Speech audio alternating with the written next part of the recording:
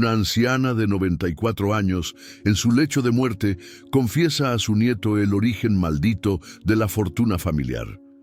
Un robo de oro en 1847 que desató más de un siglo de tragedias inexplicables. Hijos ahogados en pozos secos, fortunas que desaparecen sin rastro, muertes absurdas que desafían toda lógica. Ella le hace jurar que guardará el secreto hasta que el último de la familia muera, porque solo entonces la deuda con la montaña estará saldada. Hola, qué bueno tenerte aquí otra vez. Hoy te traigo una historia que te va a dejar pensando, una de esas que se quedan dando vueltas en la cabeza mucho después de terminarlas. Antes de empezar, deja tu like para que el canal siga creciendo y llegue a más personas que disfrutan de estas historias. Suscríbete para no perderte ningún video nuevo que subo cada semana. Y comenta abajo de qué país me estás viendo, así conozco mejor quién está del otro lado y puedo traerte contenido cada vez más interesante. Ahora sí, ponte cómodo, apaga las distracciones y déjate llevar por esta historia. Sin más vueltas, que comience. Mi abuela Isabel murió en una noche de lluvia torrencial en Durango en el invierno de 1956.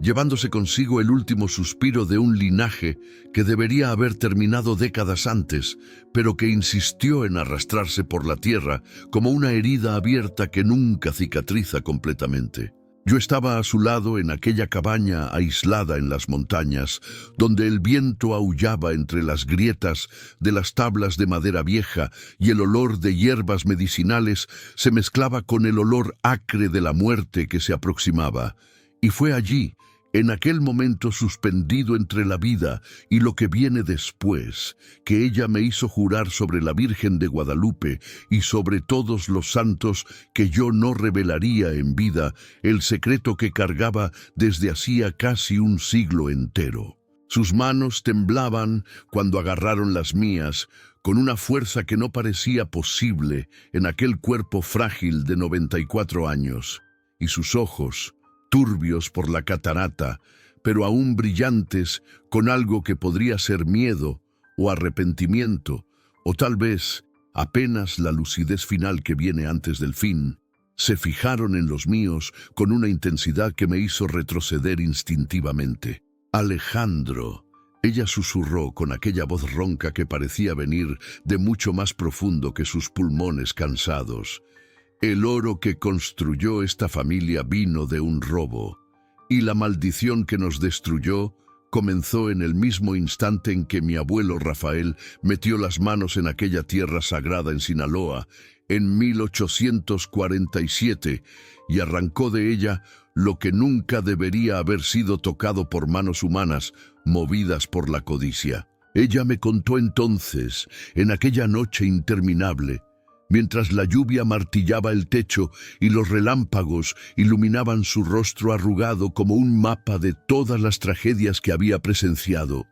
sobre cómo la diosa de la montaña comenzó a cobrar su tributo inmediatamente, llevándose primero la cordura de Carmen, la esposa de Rafael, que comenzó a ver sombras danzando sobre las monedas de oro y a oír susurros viniendo de las paredes de la casa nueva que habían construido con el dinero robado. Carmen enloqueció completamente en menos de un año, arrancándose los propios cabellos y gritando sobre una mujer hecha de piedra y tierra que venía a buscarla todas las noches, hasta que una mañana la encontraron ahogada en el pozo del patio, aunque todos sabían que ella tenía pavor del agua y nunca se aproximaba a aquel lugar. Después fue el turno de Juan, el hijo único de Rafael y Carmen, un niño de apenas 12 años que murió de una forma tan absurda que nadie en la villa consiguió explicar satisfactoriamente. Él estaba caminando al lado de un río que había secado completamente durante la sequía de aquel verano, un lecho de piedras y lodo agrietado donde no había agua desde hacía meses, cuando de repente, según los testigos que estaban a pocos metros de distancia, una ola surgió de la nada. Una pared de agua barrosa que vino de ningún lugar y lo arrastró río abajo, rompiéndole el cuello contra las rocas antes de que alguien pudiera siquiera gritar su nombre. Rafael vivió más 30 años después de eso, pero fueron años de tormento constante, porque la fortuna que había robado comenzó a escurrirse entre sus dedos como arena fina, desapareciendo en inversiones que fallaban inexplicablemente, en robos que sucedían incluso cuando él guardaba el oro en cofres cerrados con llave, en enfermedades del ganado que diezmaban sus rebaños de la noche a la mañana. Él murió pobre y solo en una pensión barata en Durango, delirando sobre una mujer gigantesca hecha de montaña que lo observaba de lejos, esperando pacientemente para llevarlo de vuelta a la tierra de donde había robado su tesoro. Después fue el turno de Juan, el hijo único de Rafael y Carmen, un niño de apenas 12 años que murió de una forma tan absurda que nadie en la villa consiguió explicar satisfactoriamente. Él estaba caminando al lado de un río que había secado completamente durante la sequía de aquel verano, un lecho de piedras y lodo agrietado, donde no había agua desde hacía meses, cuando de repente, según los testigos que estaban a pocos metros de distancia, una ola surgió de la nada, una pared de agua barrosa que vino de ningún lugar y lo arrastró río abajo, rompiéndole el cuello contra las rocas antes de que alguien pudiera siquiera gritar su nombre. Rafael vivió más 30 años después de eso, pero fueron años de tormento constante porque la fortuna que había robado comenzó a escurrirse entre sus dedos como arena fina, desapareciendo en inversiones que fallaban inexplicablemente, en robos que sucedían incluso cuando él guardaba el oro en cofres cerrados con llave, en enfermedades del ganado que diezmaban sus rebaños de la noche a la mañana. Él murió pobre y solo en una pensión barata en Durango, delirando sobre una mujer gigantesca hecha de montaña que lo observaba de lejos, esperando pacientemente para llevarlo de vuelta a la tierra de donde había robado su tesoro. Mi abuela Isabel era nieta de Rafael, hija de una segunda unión que él intentó hacer ya viejo, desesperado por dejar algún heredero que pudiera restaurar el nombre de la familia. Pero la maldición no perdonó ni siquiera ese intento tardío de redención. El padre de Isabel, que también se llamaba Juan en homenaje al hermano muerto de Rafael, creció oyendo las historias susurradas sobre el oro maldito, pero como tantos hombres antes y después de él, creyó que podría ser diferente, que podría usar lo que quedaba de la fortuna para construir algo duradero y escapar del destino que había consumido a sus antepasados. Él se casó con Ana, una mujer bonita de una familia respetable de Durango que no sabía nada sobre el origen del dinero de los Morales. Y juntos tuvieron a Isabel y 3 hijos más que murieron antes de cumplir 5 años. Cada uno de una forma más extraña que la anterior. El primero cayó de una ventana de la planta baja que quedaba a apenas medio metro del suelo, pero se rompió el cráneo como si hubiera caído de un precipicio. La segunda fue picada por un alacrán que nadie nunca vio y que los médicos juraron no existir en aquella región. El tercero simplemente dejó de respirar durante el sueño sin ninguna explicación médica posible. Ana enloqueció después de la muerte del tercer hijo, exactamente como Carmen había enloquecido décadas antes, y comenzó a vagar por las montañas alrededor de Durango, buscando a la diosa que ella juraba haber visto en sueños, una figura colosal que se confundía con los propios picos rocosos y que le prometía devolverle a sus hijos si ella apenas entregaba todo el oro que quedaba. Juan la encontró una vez en lo alto de un desfiladero, danzando desnuda bajo la luna llena y arrojando monedas de oro al abismo, mientras cantaba en una lengua que él no reconocía.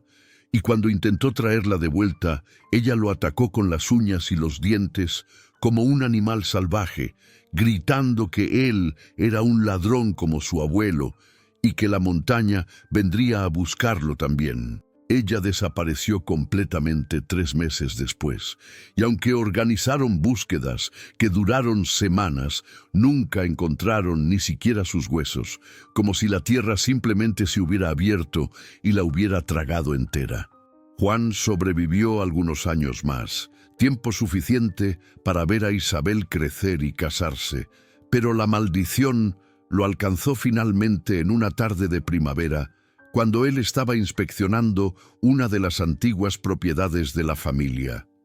Una viga del techo se desplomó sobre él sin ninguna advertencia previa, aplastándolo instantáneamente. Y los carpinteros que examinaron la estructura después juraron que aquella viga estaba perfectamente sólida, y no había razón alguna para que hubiera cedido de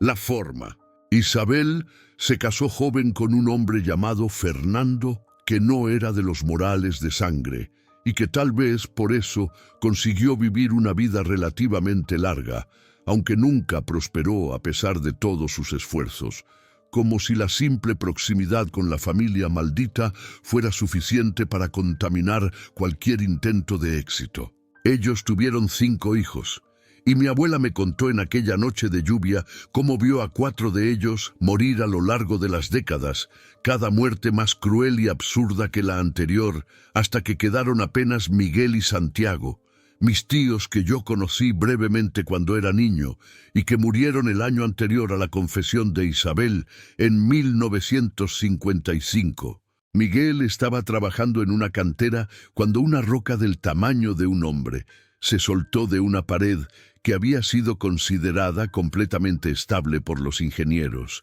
rodando montaña abajo en una trayectoria imposible que desvió de todos los otros trabajadores y lo golpeó con precisión quirúrgica, aplastándolo contra el suelo antes de que él pudiera dar un solo paso para alejarse. Santiago murió 3 meses después, de una forma aún más extraña. Él comió hierbas que recolectaba y consumía desde hacía décadas, plantas que conocía tan bien como conocía su propio nombre.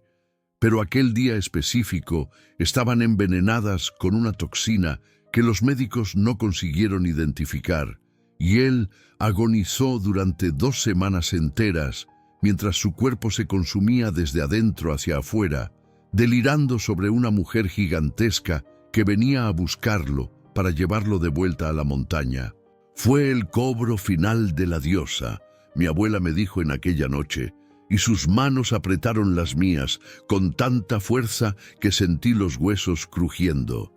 Ella se llevó a mis últimos hijos porque la deuda aún no estaba pagada,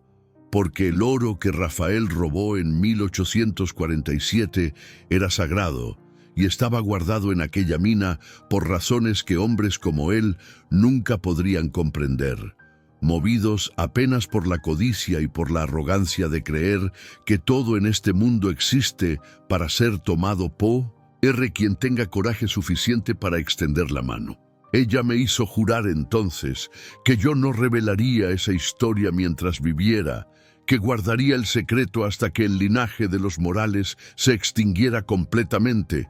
porque apenas cuando el último de nosotros estuviera muerto y enterrado, la maldición finalmente terminaría y la diosa de la montaña podría descansar sabiendo que la deuda había sido pagada íntegramente con la sangre y el sufrimiento de todos aquellos que se beneficiaron, aunque fuera indirectamente, del oro robado. Yo juré, porque ¿qué más podía hacer ante aquella mujer moribunda que había perdido todo y a todos los que amaba? Y porque parte de mí, la parte que creció oyendo las historias susurradas sobre muertes extrañas y fortunas desaparecidas, creía que tal vez hubiera alguna verdad en aquella maldición, que tal vez existiera realmente algo en las montañas de Sinaloa que había sido profanado y que cobraba su precio generación tras generación. Ella murió 3 horas después de hacerme jurar, y yo la enterré en el pequeño cementerio de la villa al lado de Fernando y de todos los hijos que ella había perdido, bajo una lluvia que no paraba de caer, como si el propio cielo llorara por aquel linaje maldito que finalmente llegaba a su fin. Yo era el último de los Morales, el único descendiente vivo de Rafael y de su robo terrible, y cargué aquel secreto conmigo durante décadas, observando mi propia vida marchitarse lentamente como si la maldición aún me tocara, aunque yo fuera apenas un nieto distante y no un heredero directo de la fortuna robada. Nunca me casé, nunca tuve hijos, y tal vez eso haya sido una bendición disfrazada, porque significaba que el linaje terminaría conmigo y que ningún otro niño nacería cargando el peso de aquella deuda antigua. Viví una vida simple y sin grandes ambiciones, trabajando como profesor en una escuela pequeña de Durango, y siempre que pasaba por las montañas que rodean la ciudad, yo miraba hacia los picos rocosos y me preguntaba si había realmente una diosa allí, observando y esperando, o si todo no pasaba de coincidencias terribles y de la tendencia humana de encontrar patrones y significados donde existe apenas el caos aleatorio del universo. Pero entonces yo me acordaba de Carmen ahogada en el pozo, de Juan arrastrado por una ola que surgió de un río seco, de Ana desaparecida en las montañas, de Miguel aplastado por una roca que desafió todas las leyes de la física para encontrarlo, de Santiago envenenado por plantas que él conocía íntimamente, y yo sabía que había algo más allí, algo que mi mente racional se rehusaba a aceptar, pero que mi corazón reconocía como verdad. Pasé años investigando la historia de aquel robo, rebuscando en archivos antiguos y conversando con viejos mineros que aún se acordaban de las historias contadas por sus abuelos sobre las minas de Sinaloa en el siglo XIX. Descubrí que la mina de donde Rafael había robado el oro era considerada sagrada por los pueblos indígenas que habitaban aquella región mucho antes de la llegada de los españoles, que ellos creían que el oro allí guardado pertenecía a la tierra y no debería ser tocado porque era la sangre solidificada de la propia montaña, la esencia vital que mantenía el equilibrio entre el mundo de los vivos y el mundo de los espíritus. Los españoles, por supuesto, ignoraron completamente esas creencias y comenzaron a extraer el oro tan pronto descubrieron la mina, pero incluso ellos notaron que cosas extrañas sucedían en aquel lugar. Herramientas desaparecían, túneles se derrumbaban sin motivo aparente, hombres enloquecían o simplemente desaparecían durante la noche. Eventualmente la mina fue abandonada, no porque el oro se hubiera acabado, sino porque nadie más quería trabajar allí, y ella quedó olvidada durante décadas hasta que Rafael, desesperado y pobre, decidió que las historias sobre maldiciones eran apenas supersticiones de ignorantes y que él sería lo suficientemente astuto para tomar el oro y escapar antes de que cualquier cosa mala pudiera suceder. Él estaba equivocado, por supuesto, terriblemente equivocado, y su arrogancia costó la vida y la cordura de incontables descendientes que ni siquiera sabían del origen maldito de la fortuna que heredaron. Encontré registros de que él había entrado en la mina abandonada en una noche de luna nueva, en septiembre de 1847, acompañado apenas de 2 mulas y herramientas de minería que había robado de una hacienda vecina, y que había salido 3 días después cargado de oro suficiente para transformarlo de un campesino miserable en un hombre rico de la noche a la mañana. Los registros también mencionaban que él nunca más fue el mismo después de aquella noche, que algo había cambiado en él de una forma fundamental,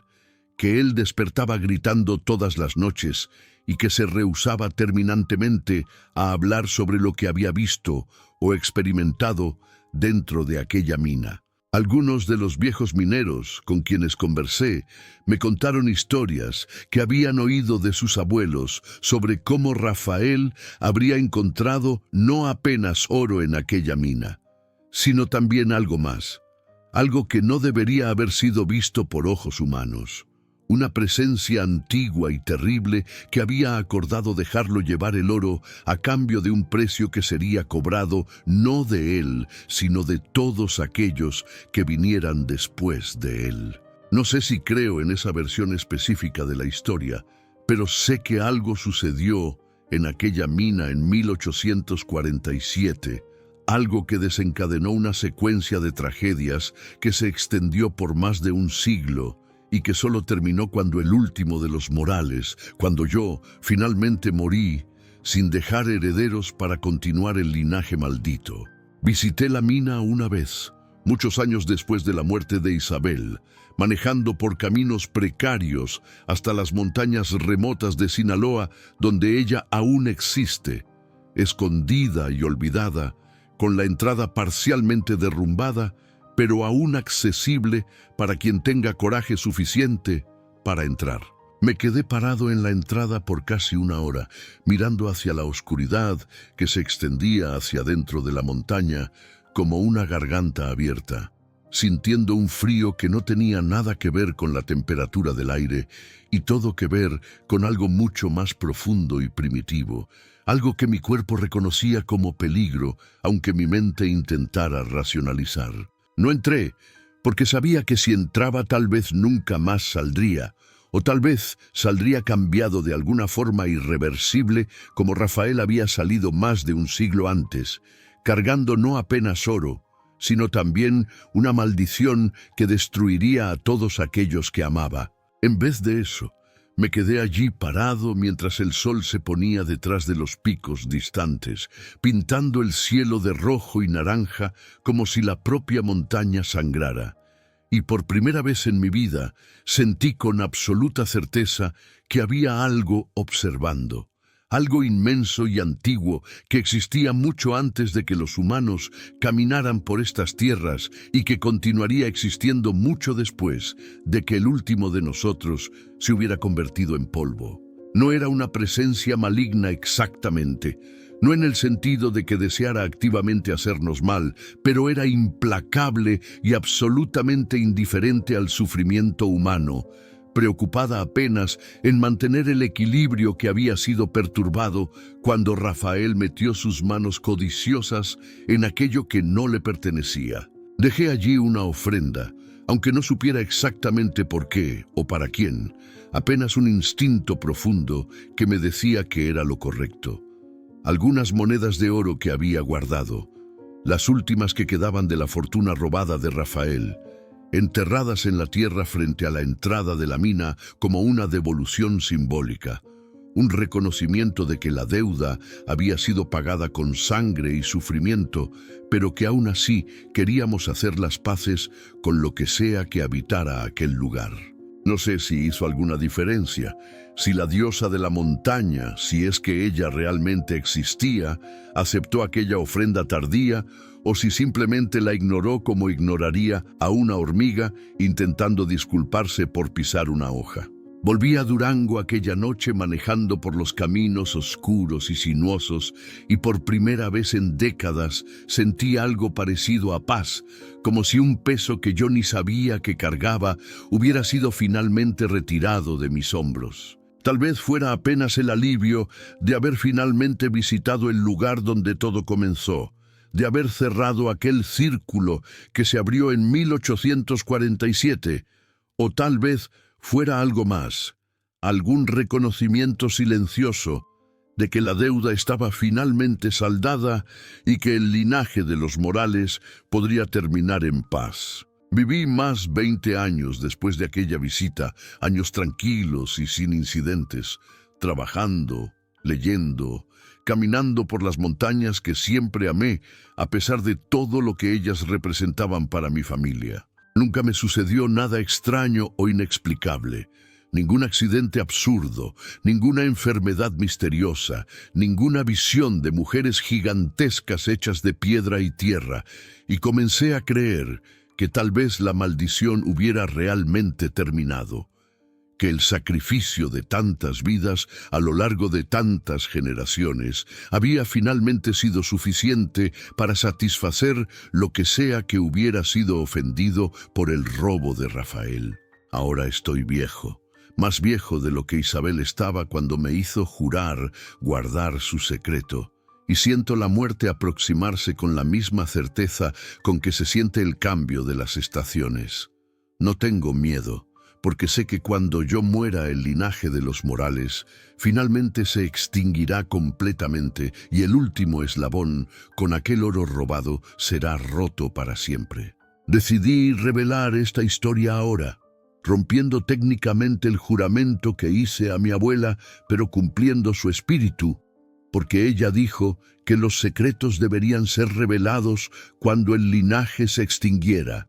Y aunque yo aún esté vivo, sé que mis días están contados y que no hay más nadie para continuar el nombre o cargar el peso de aquella deuda antigua. Escribo esto como un testimonio, como un registro histórico de una familia que fue destruida no por mala suerte o coincidencia, sino por una transgresión fundamental contra algo que nuestros antepasados entendían, pero que nosotros, en nuestra arrogancia moderna, olvidamos completamente, que hay cosas en este mundo que no nos pertenecen,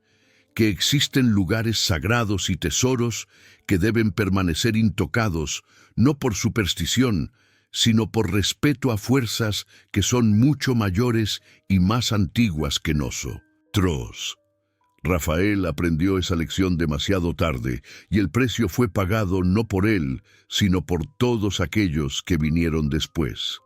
Inocentes que nunca pidieron cargar el peso de su pecado, pero que fueron obligados a hacerlo simplemente por haber nacido con la sangre de los Morales corriendo en sus venas. Pienso frecuentemente en Carmen enloqueciendo, mientras miraba el oro que su marido había traído a casa, viendo en aquellas monedas brillantes no riqueza, sino condenación. Y me pregunto si ella entendió antes que todos los otros que aquel oro estaba manchado de una forma que ninguna cantidad de tiempo o distancia podría limpiar. Pienso en Juan, el niño de 12 años arrastrado por una ola imposible, y en todos los otros Juanes, y Anas, y Migueles, y Santiagos, que murieron a lo largo de las décadas, cada uno de ellos una vida completa y compleja, reducida a apenas un nombre más en la larga lista de víctimas de una maldición,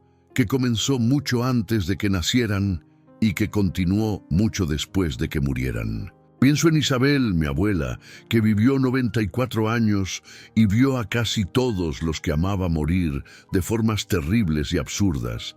cargando el conocimiento del origen de aquella maldición como un fardo secreto que no podía compartir con nadie excepto conmigo en aquella última noche de su vida. ¿Qué tipo de fuerza es necesaria para continuar viviendo cuando se sabe que cada tragedia, cada muerte, cada momento de sufrimiento podría haber sido evitado si apenas un hombre, más de un siglo atrás, hubiera elegido la pobreza honesta en vez de la riqueza robada? ¿Qué tipo de culpa se carga cuando se sabe que la sangre de sus hijos y nietos está en las manos de un antepasado que usted nunca conoció, pero cuyas elecciones determinaron el destino de todos los que vinieron después? No tengo respuestas para esas preguntas, apenas la historia que me fue confiada y que ahora paso adelante, no como una advertencia o una lección moral, sino simplemente como un registro de lo que sucedió.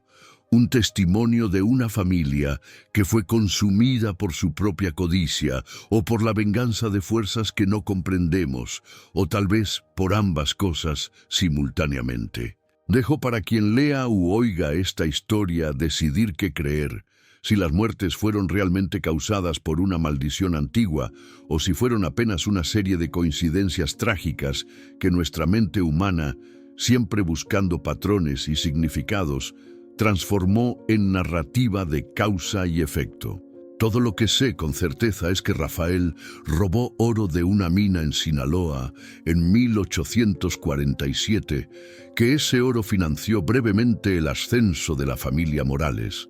y que a lo largo de los 109 años siguientes, casi todos los miembros de esa familia murieron de formas extrañas y prematuras, hasta que quedé apenas yo, el último, escribiendo estas palabras en una casa vacía en Durango, mientras el sol se pone sobre las mismas montañas que guardaron el secreto durante tanto tiempo. Mañana o la próxima semana o el próximo mes, yo también moriré. Y cuando eso suceda, el linaje de los Morales finalmente se extinguirá completamente.